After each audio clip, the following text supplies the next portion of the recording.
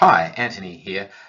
I'd like to have a quick chat about how I see the electric home of the future operating, and particularly how electric vehicles, solar PV, and home batteries as well will interact with the grid and work better for you, the owner, and for all consumers. So quickly just setting the scene.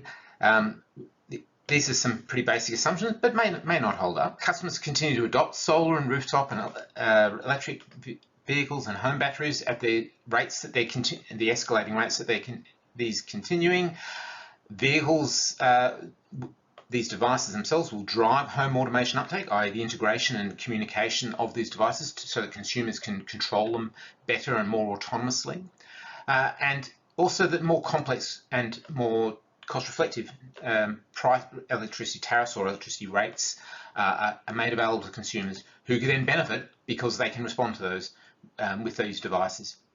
And the customers themselves may choose to participate more in third-party markets, via a virtual power provider or similar. New PV connections, I think that the future is a much larger connection than that of today. Typically, it's a 8 kilowatt connection with a 5 kilowatt limit. I see a 10 kilowatt dynamic connection for the future, and that customers will be able to export all of this except on demand in hopefully rare occasions. They'll be limited to protect the grid itself, and that's the only reason for the limitation there, to protect the grid, local and or the system as well. And PV is if you don't want to be on the system, that's fine, self-consumed to your heart's content, but I suspect there'll be much higher levels of restriction to avoid feeding into and complicating grid constraints when things are tight.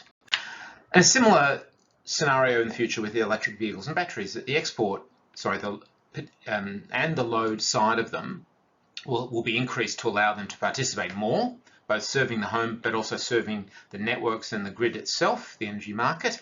Batteries and EV systems must be able to reduce imports and exports on demand, again to protect the grid. So really just talking system protections here. And that customer energy resources or distributed energy resources are limited to a static, for example, 1.5 kilowatt limit, if they're not on that dynamic system, again to protect the grid. So existing loads, well, there's two options here, but I think, and you can read through the text, but the reality is I think we need to probably exclude any existing loads from the system, because it's going to cost a lot to retrospectively add them, and customers will probably balk at being asked to sort of monitor their stove or their irons and cooktops and kettles and those sorts of things. We plan them pretty well today, and so I see the forecasting of those sort of devices, because it is so distributed, to continue into the future as we do today. Behind the scenes, what will need to happen is the system operating the local network will need to advise on the limits, to whether they're import and or export limits on, say, a 24-hour rolling basis. This will allow energy markets to bid, retailers to bid, and virtual power providers to bid into the market.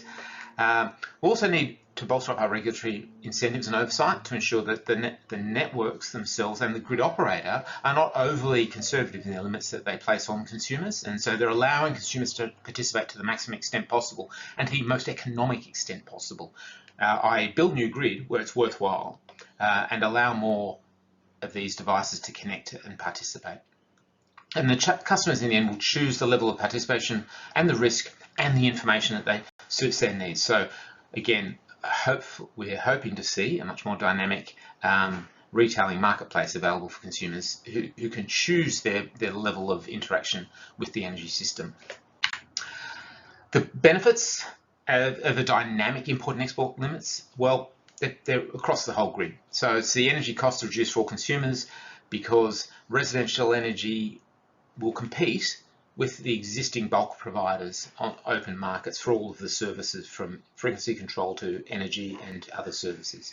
System security will be improved because we can now limit the risk of system black and network overloads to a far greater extent than we're able to today.